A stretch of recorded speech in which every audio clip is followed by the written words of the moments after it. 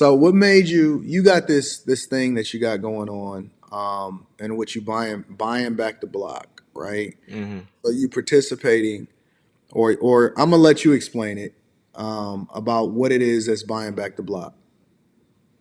Yeah, so really what it is, I grew up on the west side of Detroit, Dexter and Linwood. Mm, And when I grew up over there, it was like we had a lot of community, a lot of family. Like people could just go knock on each other's doors. Everybody got along, but it was rough. It was a lot of like territory, crime and oh, you from this part of Detroit, you from that part, and a lot of shootouts and stuff. But it really shaped how I seen life. I started recording music over there when I was like 12, and really just learn how to hustle. All the stuff that the guys was teaching me in my neighborhood about how to survive, how to defend yourself, how to take care of like, your family and all that. I learned it there. So then I leave, I start traveling and doing music and going all these different places. Come back and the neighborhood was completely abandoned. And then mm-hmm. you hear like, oh, it was the drugs, it was the violence, it was everything that tore this neighborhood apart. So it's like, man, like, how can we bring this back? And when I seen my sister sent me like the house I grew up in was on sale for $1,000. I'm like, man, that's all they think this house is worth, $1,000. Yep. And I missed out on it because I didn't know nothing about real estate. And that taught me something like, dang, just because I didn't know how to buy this, I just passed on it. 2 years later, I learned about real estate and I bought 5 properties last week. And I'm like, I can't even get this house yet because I missed out on it for 1,000. Now they're gonna hike the price up and it's gonna cost more.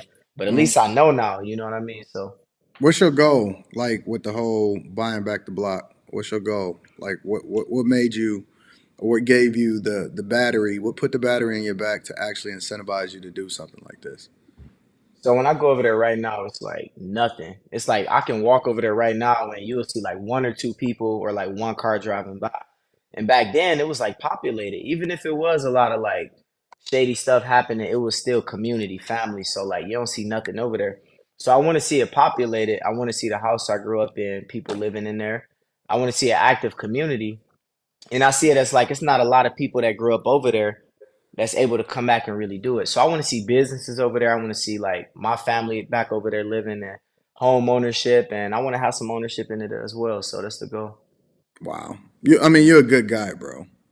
You're a Man, really I'm good guy. trying, man. I'm trying, man. I'm trying. Look, look every day. Like it takes it out of me, but I'm trying, as much as I can. I don't know if I got it in me, Trey. I don't know Mm, if I got it in me. I don't know if I'm as nice of a guy, as I was 10, 15 years ago. I don't know if I hmm have it. I don't know if I have the now that I have a significant amount of resources. I don't know if I have hmm the nerve to want hmm to pour back into the community. I'm kind of jaded a little bit.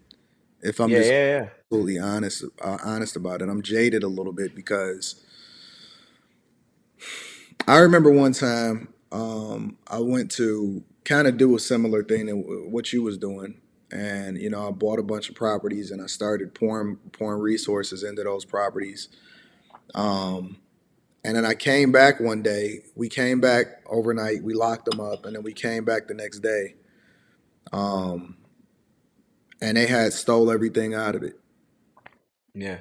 You know what I'm saying? And it's like they destroyed the value of their own properties to hmm take and probably sell it for pennies. You know what I'm saying? And hmm so at that point, I was just like, I don't know if it's worth it to fight for people that don't want to fight for themselves. You know what I'm saying? And every once in a while, hmm today I was in the city, and it's funny because I was in one particular area, and I was driving by, and I actually posted it on my Instagram. I'm probably gonna take it down probably after this live stream. But I posted it on Instagram, and I seen a woman literally walking down 7 Mile naked. hmm I mean, completely. It's on my story right now. Completely naked. I'm talking about barefoot, no Yeah. socks, no shoes, just walking, looking like she was a fucking zombie out of her mind. And I was Yeah. just like, I called the police. Obviously, I called the police or whatever.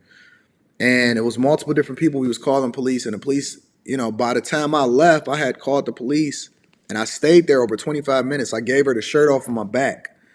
You know what I'm saying? And they never showed up.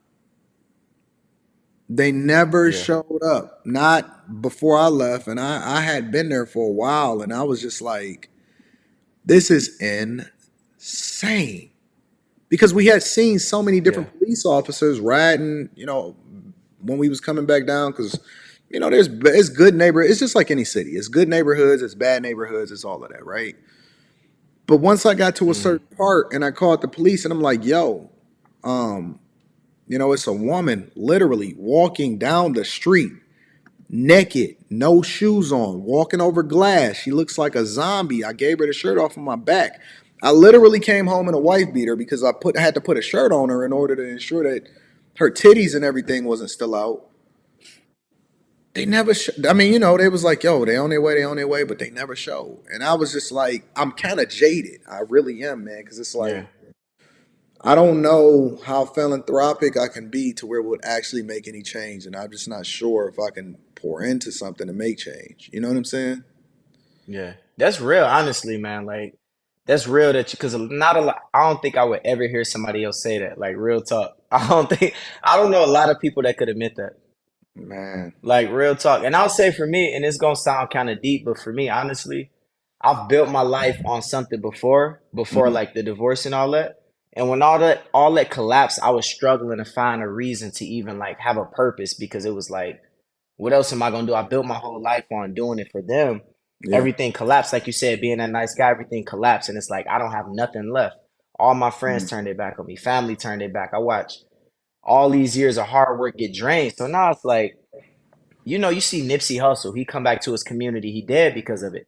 And I've had to accept in my mind, like if I die because of this, or somebody pull up and be like, this the famous guy with 1 million followers and shoot at me, I mean, obviously like I'll shoot back. But if I lose my life over this, I'm still trying to find like what's a reason for me to live and something to hold on to for a bigger purpose to be like, you know, what's something that I can attach myself to have a bigger purpose in life beyond me, right? Yeah. And that's how I started this. And so far, it's been going well. Like I've had times where I was in the city where I had to pull guns on people and fight, choke people out, and all that. But it's one of them things where I'm still trying to figure it out. Like what's next for me in this journey? Mhm. To coming up and like, because people look at the clout, the numbers, the fame. It's like, man, at the end of the day, when I was looking for a place to sleep and a place to live and credit cards locked up. It was like that ain't mean nothing. So it's like, what's next for me, man? Like, and Mhm. hopefully it works out. Hopefully I figure out a way to really make this happen and pivot